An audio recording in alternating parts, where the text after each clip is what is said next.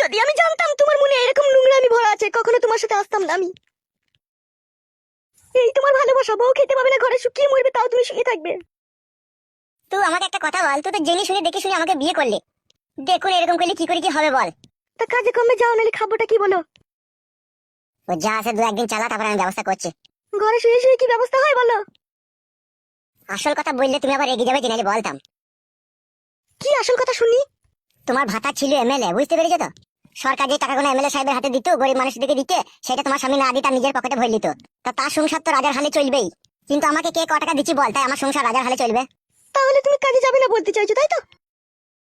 কাজে যাবো না কথা তো একবারে বলিনি। ধান কাটা লাগুক, কুল গাছি থেকে 95 টাকা দিয়ে কেস্তি কিনে নিয়ে একবারে মাঠকে মাঠ খালি করে দেবো ধান কেটে। এখন আমাকে একটু রেস্ট নিতে দে।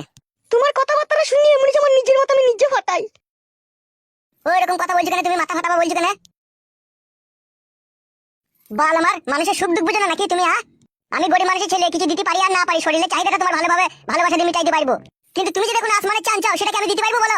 আমি তো আসমানের চান চাইনি তোমার কাছে, আমি 3 বেলা খেতে চাইছি তোমার কাছে। আর তুমি যদি সেটাও না পারো, তা কা পুরুষ মগা পুরুষ তুমি রাস্তায় বসে বাটি হাতে ভিক্ষা করো, যাও। শরীরের ভালোবাসাতেই যদি জীবন কাটতো, তাহলে হিরে মণি মুক্ত জহরত সোনা দানা এইসবের জিনিসের আর প্রয়োজন পড়তো না।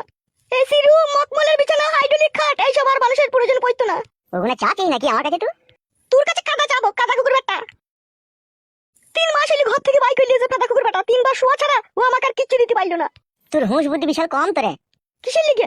তুই যখন ভাতার বাড়িতে তোর ভাতারের কাছে ছিলি, তখন যে তোকে আমি ভালোবাসতাম, তা তখন তো তোর দুধও টিপতে পারতাম না, তোকে জড়িয়ে ধরতে পারতাম না, তোকে চুমু খেতে পারতাম না, তুই সায়ার কাপড় তুলি তোর ভিতরে ভরতেও পারতাম না। আর সেইগুলো ওখানে তো করতে পারতাম না বলি তো তোকে এত দূরে লিয়েছি ওইগুলো করবো বলে। আর তুই করতে দিবে বলে এইছিস আমার সাথে। দেখুন এত নাটক করছিস কেন? তাইলে তোমার মনে মনে এই ছিল? শুধু কি আমার মনে একা ছিল? তোর মনে ছিল না বল? তুই কি লিতে চাইনি বল? তুই লিতে চাইছিস, আমিও দিতে চাইছি। দেখুন এই লিয়াদির মাঝে এখন অভাব ঢুকে গিয়েছে, এই অভাবটাও তোকে মানতে হবে, আমাকেও মানতে হবে। আর তুই যদি ভাবিস যে আমি এই অভাব মানবো না, তাহলে ধর আমার মৃত্যু ছাড়া আর কোনো রাস্তা নাই। তার কারণ হচ্ছে তুই তো অভাব সহ্য করতে পারছিস না, তুই আবার তোর স্বামীর কাছে যাওয়ার প্ল্যান করছিস।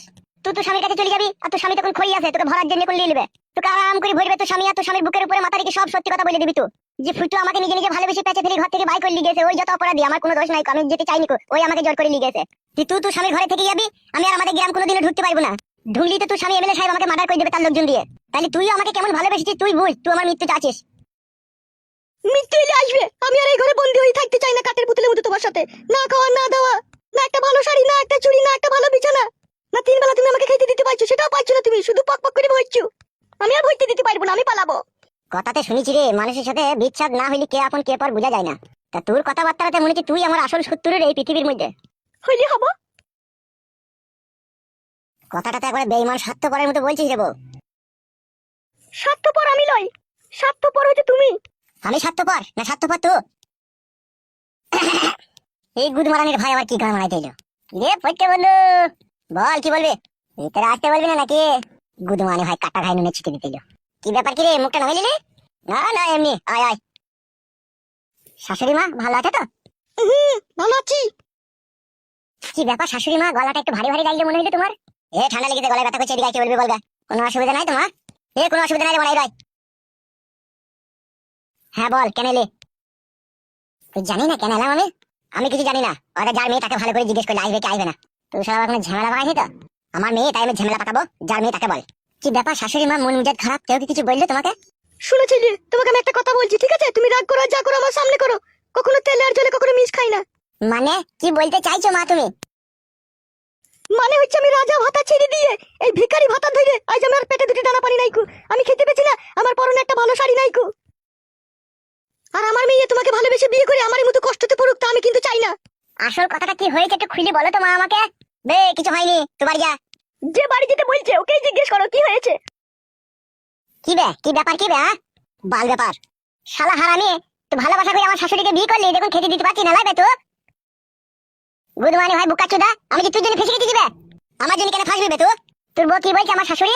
যে পেটে আমার কোনো দানা পানি নাই, আমাকে খেতে দিতে পারছি না। বুকাচোদা, তুই তো খেতে দিতে পারছিস না বে আমার শাশুড়িকে, তাই তো আমার শাশুড়ি ভাবছে যে আমার মেয়েটার ওই ছেলেটার সাথে বিয়ে দেবো, ও যদি না খেতে দিতে পারে। ওইটাই তো ভাবছি আমি। দেখ তাহলে, তুই শালা অপরাধ করবি, কাজে যাবি না, আর সেই পাপের সাজা আমাকে ভুগতে হবে, তোর লেগে শালাকে ছাল ছাড়িয়ে দেবো মেয়ে দিয়ে। কারো ছাল ছাড়ানোর দরকার নাই, আমি থাকবো না, ওকে বলিয়ে দিয়েছি। না মা, তুমি এরকম কথা বলো না। আমি সংসারের জন্য 1000 টাকা দিয়ে গেছি ফটকিতে, ঠিক আছে? এই দুদিনে বাজার হাট করে রান্না বান্না করে খাও, আর তোমার মেয়েকে এখানে লিয়ে আনো মা। ও আমি বিয়ে করলে কোনো অসুবিধা হবে না, আমি তোমার মেয়েকে সুখেই রাখবো। আমার পোল্ট্রি মুরগির দোকান আছে মা, আমি বাজারে ডেলি 8 কেজি 10 কেজি বিক্রি করে মাংস বিক্রি করি মা, আমার সংসার আরামসে চলে যাবে, কোনো অসুবিধা হবে না। আর তুমি যখনই আমার বাড়ি বেড়াতে যাবা গোটা গোটা মুরগির লেগ পিস করে তোমাকে পকোড়া করে খাওয়াবো মা। এ বড়া, সে যখন খাওয়াবে তখন খাওয়াবি, এখন ওইসব ঘর পাকানোর কথা বাদ দে, এখন যা বাড়া, এখান থেকে বাড়ি যা। তোরা তো ফাটছি কেন বে? আমি আমার শাশুড়ি মাকে বলছি বে, বালমুখ তুই এখন বিয়ে হয়েছে, তোর সাথে কেমন মারিস তো? হয়নি হবে, তুই বকি না, তুমি যে চরকায় তেল দে, আর আমার চরকায় তেল দিতে তোকে সব হারাই যাবে বলে দিচ্ছি আগে থেকে। মা, ও শাশুড়ি মা, কি বললো? এদিকে একবার ঘুরো মা। এই লাও মা, এই 1000 টাকাটা রাখো, একটু বাজার হাট করিলে আনো, আরো টাকা লাগলে আমি দেবো। লাও মা ধরো, আমি তোমার জামাই হয়ে দিচ্ছি, লাও মা ধরো, লাও লাও দিচ্ছি যখন লাও, লাও মা ধরো। সে নিজের জামাই দেয়া যা নিজের ছেলে দেয়া সে একই ব্যাপার, লাও মা ধরো ধরো। মা বাজার থেকে চাল ডাল আলু পেঁয়াজ নিয়েছে, মুরগির মাংস ফাংস নিয়েছে, রান্না করে খাও হ্যাঁ মা। আর তোমার মেয়েকে একটু লিয়ে আনার চেষ্টা করো হ্যাঁ মা, আমি বিয়ে করে নেবো আজকালের মহিলা, তুমি আনলেই হবে। বেশ, যা যা যা, সে আমি বুঝিয়ে বলবো তখন যা। আর খবরদার শাশুড়ির সাথে ঝগড়া অশান্তি করি না, ঠিক আছে? 1000 টাকা যেটা দিলাম ওটা বাজার হাট করে এসে খা, তারপর আমি আবার ব্যবস্থা করছি। মা তাইলে আমি আসছি, এখন থাকো তাইলে হ্যাঁ। বেশ ঠিক আছে, যাও।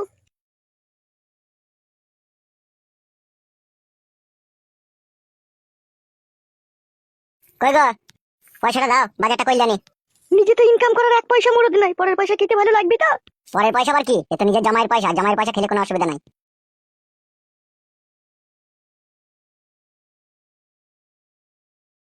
বলি খাসির ভুড়ি একটা গোটা নিয়ে নেবো নাকি, 2-3 দিন খাওয়া হবে? জানি না আমি। কাদা কুকুর বেটা নিজে ইনকাম করার মরদ নাই, পরের পয়সায় খাসির ভুড়ি খাবে। কাদা কুকুর বেটা, ভুড়ি খেয়ে মরবি তুই, যাবি দুনিয়া ছেড়ে। তুই যে এরকম এমনি আমাকে একটু ফাঁসিয়ে দিলি, মরবি তুই।